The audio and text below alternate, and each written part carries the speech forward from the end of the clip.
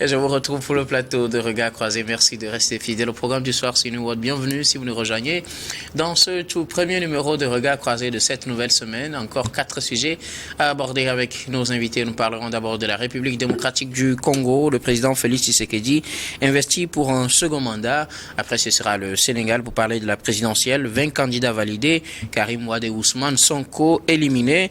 Notre troisième sujet concerne le Libéria. Joseph Boakai prête serment pour un mandat de 6 ans. Puis nous terminerons bien évidemment par le Togo, un nouveau code électoral sur la table des députés. Et pour en parler ce soir, 3 invités sur ce plateau. Avec moi, Gabin Adjaro, vous êtes juriste et analyste politique. Bonsoir Gabin et bienvenue. Bonsoir Guillaume, bonsoir à mes co-débatteurs, bonsoir à toutes les téléspectatrices et téléspectateurs de New World TV. On vient de débuter la semaine et on aimerait souhaiter bonne semaine à toutes et à tous et surtout bonne semaine au nouveau ministre Nam Tchougli. Ministre de la Justice. À côté de vous, Samir Ourosama, il est également juriste. Il est président de l'ICJVE, Initiative Citoyenne des Jeunes, la voix des enfants. Bonsoir Samir et bienvenue. Bonsoir Guillaume, bonsoir à tous ceux qui nous suivent à Saint-Cassis, c'est dans la région des Savanes, à peu près 652 km de Lomé, la capitale du Togo, un peu partout à travers le monde, notamment à Washington, aux États-Unis d'Amérique, comme j'ai toujours l'habitude de le dire, toujours grâce à New World TV. Notre troisième invité aujourd'hui, Kokouvi Abayili Abassa. Vous êtes économiste et analyste politique. Bonsoir Kokouvi et merci d'avoir répondu à notre Bonsoir docteur, bonsoir à tous nos téléspectateurs et surtout ceux de la diaspora qui nous suivent actuellement sur New World TV, notre chaîne internationale, notre chaîne panafricaine. Merci beaucoup à vous de nous avoir rejoints pour ce plateau de Regards Croisés. Le tout premier numéro de la semaine, nous allons aborder notre premier sujet, direction la République démocratique du Congo. Le président Félix Tshisekedi, réélu pour un second mandat avec plus de 73% des voix, a prêté serment ce samedi, serment placé sur le signe de la reconquête de l'intégrité territoriale de la République démocratique du Congo, de la lutte pour la sécurité des Congolais. Félix Tshisekedi a prêté serment dans le plus grand stade de Kinshasa, la capitale congolaise, ce samedi. Occasion donnée à tous ceux qui voudraient bien y prendre part, de prendre part à cette grandiose cérémonie d'investiture qui consacre ce deuxième mandat du président de la République démocratique du Congo, Gabin. Oui, tel qu'il a commencé ses campagnes, il a en même temps clôturé avec le truc du stade de Martyrs aujourd'hui. Il a prêté son serment dans le même stade. Donc ça prouve à suffisance qu'il veut marquer son territoire, il veut prouver réellement que bon, c'est lui qui a la pointe, c'est lui qui a la popularité et la population est en train de l'adouber. C'est tout ce qu'il veut montrer par cette prestation de serment, l'allure populaire. Donc aujourd'hui, Félix Tshisekedi, il a le vent en poupe, si on peut le dire ainsi, parce qu'il est élu avec près de 114% et il a la majorité à l'Assemblée nationale aussi. Ça veut dire que aujourd'hui, il a quand même les coups de franche pour pouvoir diriger, pour pouvoir mener son dernier mandat à bien. Je pense que ces 5 ans qui s'offrent à lui, il va le mettre à profit pour pouvoir aider son pays à atteindre désormais un nouveau paradigme, parce que la RDC a tellement connu de choses, a tellement connu de problèmes et surtout des problèmes internes liés aux tensions politiques. Aujourd'hui, je pense qu'il a quand même cette possibilité-là de réunir les acteurs politiques autour d'une table. Maintenant qu'il est élu, il faut quand même apaiser les tensions politiques, parce que s'il n'arrive pas à faire l'unanimité au sein de la classe politique, je pense qu'il aura un mandat assez difficile. Donc aujourd'hui, comme il est élu, il a prêté son serment, je pense que la première des choses à faire, c'est de réunir quand même les acteurs politiques autour d'un idéal pour permettre à tout le monde de pouvoir exprimer ses idées et surtout mettre le Congo en avant. Il faudrait que les acteurs politiques, que ce soit Moïse Katumbi, Denis Mukwege ou autres, puissent comprendre aujourd'hui que c'est le Congo d'abord. Et il faut que tous les acteurs politiques arrivent quand même à comprendre cela. Félix Tshisekedi, il est le président aujourd'hui. Quoi qu'on dise, quoi qu'on fasse, et on ne va pas revenir encore à de nouvelles élections. On va attendre 5 ans. Donc les potentiels candidats ou bien ceux-là qui estiment avoir été lésés pendant les dernières élections doivent quand même être patients et attendre les prochaines élections dans dans 5 ans pour pouvoir se faire élire. Maintenant, ce qui compte, c'est le Congo d'abord. Et pour moi, il faut quand même tout faire pour faire asseoir la classe politique autour d'une table, arriver à se comprendre et trouver un compromis et se dire que le Congo doit être mis en avant après tout. Alors, il a certains défis. Ses priorités s'articulent autour de ces défis sécuritaires, défis politiques, surtout dans ce contexte de prestation de serment. L'opposition avait prévu manifester pour une fois marteler le fait qu'il soit ou bien qu'il obtienne un second mandat sur la base d'une élection. Jusque-là critiqué, on parle de chaos selon une partie de la classe politique, de désordre organisé, de mascarade électorale. Tous les thèmes sont bons pour qualifier ces élections. Est-ce que vous pensez que Félix Tshisekedi pourra rassembler autour de lui ces acteurs politiques pour une stabilité politique d'abord avant de pouvoir peut-être dérouler son agenda qu'il a présenté lors de cette investiture? Oui, le défi politique vient premièrement avant le défi sécuritaire, parce que quand tu n'arrives pas à trouver la paix dans ton pays, c'est difficile de pouvoir lutter contre les agresseurs extérieurs. Donc c'est très compliqué aujourd'hui quand on voit la situation, surtout l'ego surdimensionné des politiques congolais. C'est pourquoi je dis que les gens doivent mettre le Congo en avant. Et pour ça, il faut faire quand même des sacrifices. Le sacrifice qu'il faut faire aujourd'hui, c'est d'accepter qu'il y a quelqu'un devant, il y a quelqu'un qui est déjà élu. Moi, j'ai la possibilité de revenir après. Donc, ce que je dois faire aujourd'hui, c'est quand même permettre à ce dernier-là de conduire à bien son mandat et que le Congo retrouve sa paix. Parce que les Congolais aujourd'hui, tout ce qu'ils demandent, c'est d'avoir un pays assez paisible pour pouvoir mener, vaquer à leurs occupations de manière assez paisible. Et surtout, s'ils arrivent à faire cela, je pense que dans les 5 prochaines années, dans les 15 prochaines années, le Congo va retrouver sa stabilité et puis ils vont pouvoir penser au développement. Mais si les politiques déjà compliquent la vie au président de la République, ce sera difficile de faire face aux agresseurs extérieurs, parce que ce n'est pas que le problème de Tshisekedi. Quand on parle d'agression, de rebelles et autres, ce n'est pas que le problème de Tshisekedi, c'est le problème du Congo. Et c'est le problème de tous les Congolais. Alors, ceux-là qui représentent tous les Congolais doivent se mettre en avant et dire que, bon, quoi qu'il en soit, Tshisekedi, il est déjà élu. Donc, que devons-nous faire? Il est déjà élu ou bien il a volé les résultats selon ce c'est leur interprétation. Oui, c'est leur interprétation, quoi qu'il en soit. Si on a l'impression, bien si on se dit que celui qui a investi a volé les résultats, ou bien il a fraudé les élections, est-ce que vous pensez qu'on sera disponible pour travailler avec lui pour, comme vous le dites, faire passer le Congo avant tout?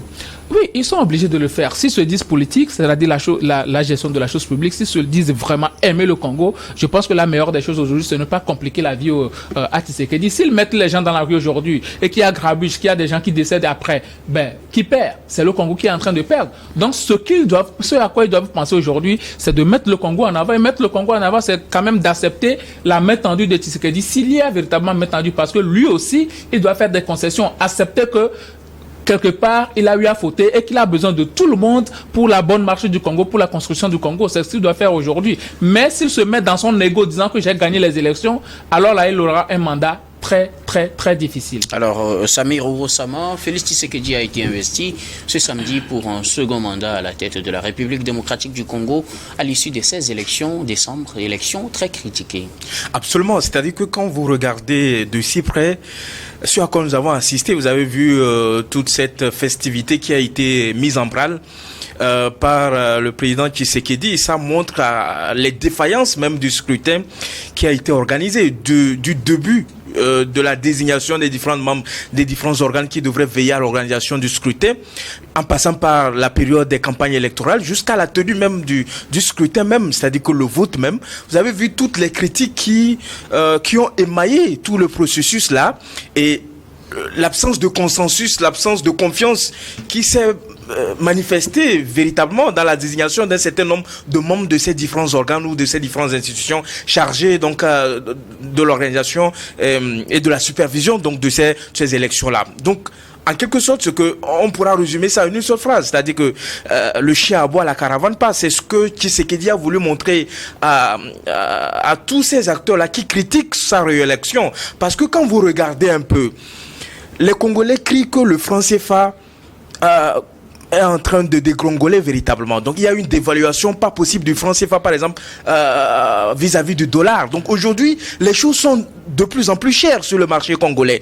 Vous avez mobilisé 1,5 milliard de dollars, 1,5 milliard de dollars pour être beaucoup plus précis, pour organiser les élections. Et vous avez mobilisé des ressources, je ne sais pas combien a coûté ce coup de comment l'appelle-t-on, cette manifestation de force qu'il a voulu montrer à la face de ces acteurs-là qui critiquent sa réélection. Vous mobilisez les ressources publiques, les ressources de l'État. Vous parlez de son investiture. Mais bien sûr, vous avez non, de son investiture. Oui. Vous avez vu tout le balai des chefs d'État qui... en tout cas la grande pompe. Exactement. On nous a annoncé la venue de 20 chefs d'État africains. Et autres, mais au final nous avons assisté à la venue de 15 chefs d'État africains. Il y avait d'autres délégations. C'est pour vous dire qu'en réalité ce qui s'est passé au niveau de la République démocratique du Congo reflète un peu ce que nous avons l'habitude de voir sur le continent africain. C'est-à-dire que nous ne sommes pas en mesure, après plus de 63 ans d'années d'indépendance, de pouvoir nous faire confiance, organiser les élections dans de bonnes conditions, c'est-à-dire dans des conditions inclusives, transparentes, crédibles véritablement, et qu'à la fin que tout le monde s'accorde pour dire qu'en réalité, on est allé à une compétition électorale, nous avons connu le vainqueur, on s'accorde sur les résultats et on travaille à l'avancement de notre pays. Aujourd'hui, non pas seulement les acteurs politiques qui critiquent le scrutin, vous avez d'autres acteurs, vous avez la société civile qui a également supervisé, vous avez également les religieux qui ont mobilisé les observateurs sur tout le territoire congolais, c'est-à-dire dans les 75 000 bureaux de vote pour pouvoir superviser ce qui s'est passé. Et vous avez vu les observations qui ont été, comment l'appelle-t-on, les conclusions qui ont été, comment l'appelle-t-on, sorties par rapport à tout ce qui s'est passé. Donc en réalité aujourd'hui, M. Tshisekedi est à la quête de la légitimité. Aujourd'hui, il a la légalité parce que tous les organes, que ce soit la CENI, que ce soit le Conseil constitutionnel, tous ces organes-là conviennent sur un fait que M. Tshisekedi a remporté les élections à peu près 64% des suffrages exprimés. Bon, 74% pour... Bon, donc, je voudrais juste arrondir cela.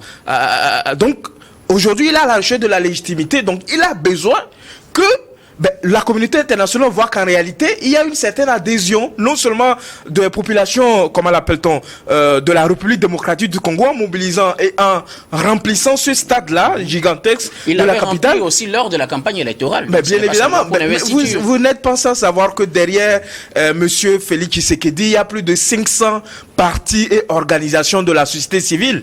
Donc c'est vraiment une grande machine. Sacrée, oui. C'est une grande machine, c'est une majorité présidentielle bien assise. Donc aujourd'hui, quand il a remporté les élections, il faut redistribuer les cartes. Mais là, il faut récompenser les gens. Et on va toujours aller dans ce sens-là au lieu de penser à l'intérêt général du peuple congolais. L'intérêt général, c'est justement ce qu'il a décliné dans ses priorités. Mais est-ce que vous avez suivi les différentes interventions? Vous avez suivi lors de la prière de cet homme de Dieu. Il a dit que M. Tshisekedi, nous sommes fatigués des voleurs. Nous sommes fatigués des gens qui détournent les deniers publics. Nous sommes fatigués des gens qui se prennent comme des intouchables et tout ça là. Et il a répondu, nous avons bien compris, nous avons appris des leçons, nous ferons en sorte que ces choses-là ne se répètent pas. Sauf que les faits sont têtus. Mais le monsieur s'est entouré de plus de 500 partis politiques et organisations de la société civile. Aujourd'hui, il faut distribuer le butin. Il faut que tout le monde soit récompensé. Mais bien évidemment, qu'est-ce que vous pouvez attendre de cette mascarade électorale? Non seulement mascarade électorale, mais vous savez, en politique, lorsque je vous apporte mon soutien, vous devez être capable de me rétribuer à la juste valeur de mon accompagnement. Donc aujourd'hui, l'équation qui se pose, c'est soit M. Tshisekedi tourne le dos à toutes ces personnes-là qui l'ont aidé à remplir encore d'un second mandat, soit il décide de continuer ce qui se faisait. Donc vous aurez des gens qui vont être récompensés, mettre à la tête de certaines institutions, qui vont faire leur entrée au gouvernement, et au lieu de s'occuper des problème réel qu'il a décliné, ben, il va plutôt contribuer à ternir ou à perdurer cette situation socio-économique assez catastrophique au cours de ces 5 dernières années. Malgré ces promesses, ces priorités déclinées pour vous, il n'y a pas vraiment de l'espoir pour un second mandat réussi. Hein. Pour Félix Tshisekedi, que pense Abassa sur la question? Félix Tshisekedi a été réinvesti ce samedi pour un second mandat à la tête de la République démocratique du Congo. Oui. Pour lui, certaines priorités ont été déclinées. Exactement. Et pour revenir d'abord sur les interventions de mes prédécesseurs, je dirais que nous n'allons pas trop écouter les mauvais perdants. C'est vrai que cette élection a été émaillée de certaines difficultés, de certaines incompréhensions que nous pouvons relever, notamment lors de la validation même des candidats et surtout lors de la campagne où parfois même certains meetings ont été, comme on appelle, réprimés violemment, oui. Où il y a eu même des morts, des tirs d'armes, comme on appelle, réels, des balles réelles où il y a eu des morts. Mais en tout... C'est-à-dire que tout réuni, on peut dire que Tshisekedi a été véritablement élu. Et pourquoi? Parce que le Congo, c'est un très vaste pays où nous savons les difficultés de déploiement de matériel électoral. Et c'est justement c'est vrai qu'il n'y a pas eu un consensus. On avait demandé qu'on prenne du temps pour mieux organiser ces élections. Exactement. On prend du temps pour organiser cette élection, mais cette même opposition met Tshisekedi dans un autre piège. C'est-à-dire que tomber dans leur mandat, c'est-à-dire que c'est-à-dire après les 5 ans, Tshisekedi ne serait plus légitime. Et là, ça allait créer un autre problème au niveau du Congo. Nous-mêmes, nous connaissons les difficultés que le Congo est en train de traverser. S'il avait cédé à cette machination, à ces pièges qu'on avait tendus, le Congo serait, comme on appelle, dans une situation beaucoup plus chaotique que ce que nous vivons actuellement. Donc, je pense que c'est le moindre mal, ces élections. Le moindre mal, et Tshisekedi est le moindre mal aujourd'hui. C'est-à-dire que l'élection est déjà passée. Que tous ces opposants qui ont perdu à cette élection acceptent que l'élection est déjà passée et que le Congo doit être l'élément central de tous les Congolais. Est-ce que c'est facile à accepter quand on sait que Tshisekedi s'en sort avec pratiquement 114% et son deuxième est bien loin derrière, 18%? Je pense que certaines personnes ont perdu une élection avec quelques marges seulement. Oui. Mais ils ont accepté l'élection. Nous allons parler tout de suite de Georges Weah. Vous avez évoqué tout de suite. Qui, voyant les tendances, il sait que la marge est très fine. Mais il a demandé à la population, taisez-vous, je ne suis plus président. Le président élu, comme on appelle, c'est dans la place, il n'a qu'à prêter la comme on appelle, pour continuer la gestion du pays. C'est ça un homme.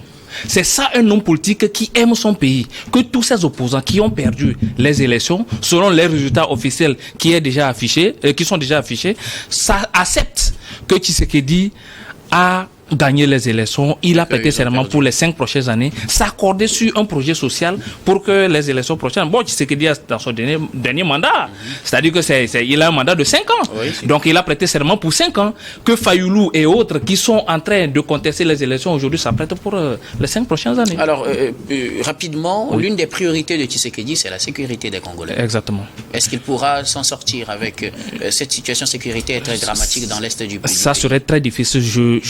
Si vous me dites tout de suite quel serait le pourcentage de ce projet, c'est-à-dire sur le volet sécuritaire, je vous dirais qu'il ne pourrait pas atteindre 50%. Pourquoi? Parce que de ses ambitions. Parce que là, il vient de faire 5 ans et nous avons vu ce qu'il a fait en matière de lutte contre, comme on appelle. Il y a eu plus de discours. C'est vrai qu'il y a eu quelques actions que nous avons appréciées, mais le résultat réel sur le terrain, ce n'est pas ça. Il y a toujours des déplacés, il y a des gens, des camps de réfugiés qui continuent d'accueillir toujours des réfugiés, comme on appelle, des affres de M23 et autres. Donc, je pense que Tshisekedi ne pourra pas faire 50% sur ce projet de quoi. Mais il peut mettre des bases. Il peut mettre des bases pour que celui qui viendra le remplacer puisse continuer peut-être sur ce chemin. Et je crois que d'ici 10 ans, si tout va bien, le Congo peut revenir à la normale si les politiciens s'entendent à l'interne. C'est ça l'élément central. Merci beaucoup à Baïli.